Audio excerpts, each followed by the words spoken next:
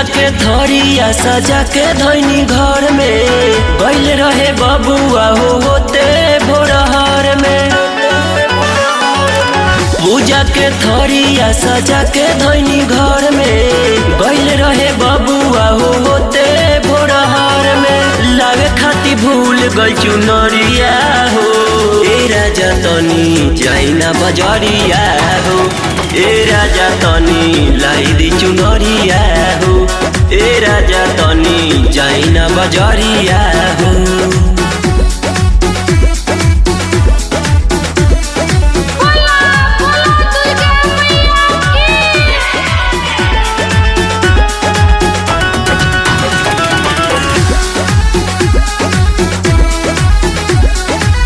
चूड़िया मंगोइनी कंगना मंगोइनी लाइटेले बानी और हुलहार हो। पानो कसोइले पियाजी भूलोइनी करी ना कवन उपाय हो।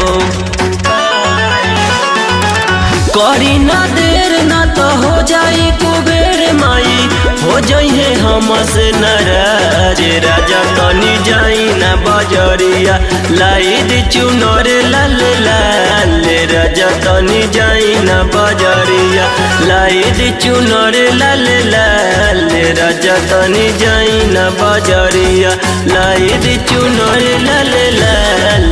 राजा तनी जाई ना बजरिया जाई ना।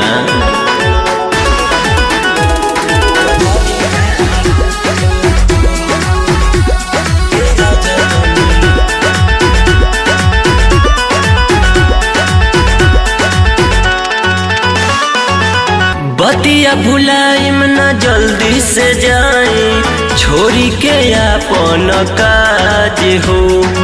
जाए के रही राजा यारा हो बजरिया जाए में लगे बड़ा लाज हो।